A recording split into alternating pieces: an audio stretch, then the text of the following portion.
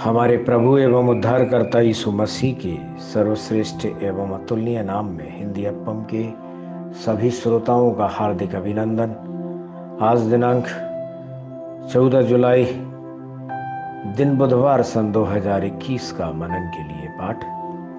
आज का शीर्षक है गाँव में। श्रेष्ठ गीत की पुस्तक 7वें अध्याय के 11वें वचन में हम इस तरह से देखते हैं, हे मेरे प्रेमी आ हम खेतों में निकल जाएं और गांवों में रहें। अजी जो राष्ट्र का जीवन उसके गांवों के जीवन पर निर्भर करता है। गांव की पुनर्जागृति राष्ट्र की पुनर्जागृति है। क्या गांव के लोगों को भी परमेश्वर के आगमन के लिए तैयार करना हमारा दायित्व नहीं है? मेरे पिता की सेवकाई के शुरुआती दिनों में उनका ध्यान गांवों पर अधिक था। वह सुबह से शाम तक कई गांवों का दौरा करते थे। वहां गाकर सुसमाचार का प्रचार कर लोगों का परमेश्वर की ओर मार्गदर्शन करते थे। ऐसे कई मौके आए जब उनके पास रात में सड़कों और गलियों में रहने के अलावा और कोई चारा नहीं था। लेकिन गांवों में रहते समय उन्हें ऐसा महसूस होता था कि वह यीशु मसीह के साथ रह रहे हैं। देखें कि सुलेमिन अपने प्रेमी को कैसे बुलाती है। पवित्र शास्त्र कहता है, हे मेरे प्रेमी आ हम खेतों में निकल जाएं और गांवों में रहें। श्रेष्ठ गीत 7वें अध्याय के 11वें वचन में हमने अभी ये देखा। क्या आप भी उन्हें इसी तरह बुलाएंगे? गांव के लोग भोले भाले होते हैं। वे अनजान लोगों को भी प्रेम और आतिथ्य दिखाते हैं। वे कम पढ़े लिखे लोग हैं। वे जो आप उनसे कहते हैं उसे पूरी तरह से स्वीकार करते हैं, लेकिन अब तक वे झूठी मान्यताओं और अंधेरे में जी रहे हैं।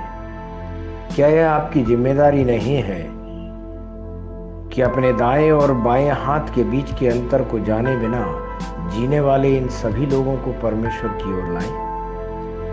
यदि योना का एक उपदेश लाखों लोगों को पश्चाताप के लिए प्रेरित कर सकता है, तो लाखों ग्रामीण निश्चित रूप से आपका संदेश सुनकर मन फिराएंगे। एक बार श्रीलंका में युद्ध के दौरान लोग डरे हुए थे। अधिकांश गांवों में बिजली कनेक्शन तक नहीं था। सेना अचानक आती और सभी युवकों को गिरफ्तार कर ले जाती। आंदोलन के कुछ प्रतिनिधि युवा लड़कों को जबरन अपने समर्थकों के रूप में युद्ध में लड़ने के लिए ले जाते थे। माता पिता संघर्ष करते रहे क्योंकि वे अपने छोटे बच्चों की रक्षा करने के लिए असहाय थे।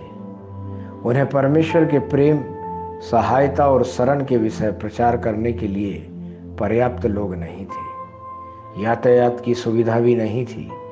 कई मिशनरी जो उन गांवों में परमेश्वर का काम कर रहे थे शहरों में चले गए। कुछ अन्य मिशनरी परमेश्वर का कार्य करने के लिए विदेशों में चले गए। जरा सोचिए इन लोगों की हालत कितनी दयनीय रही होगी। इसलिए प्रत्येक कलीसिया को ग्राम सेवकाई को महत्व देना चाहिए। प्रत्येक विश्वासी को गांव का दौरा करना चाहिए, यीशु के साथ रहकर, और वहां परमेश्वर का कार्य करना चाहिए। यीशु ने कहा, राज्य का यह सुसमाचार सारे जगत में प्रचार किया जाएगा कि सब जातियों पर गवाही हो।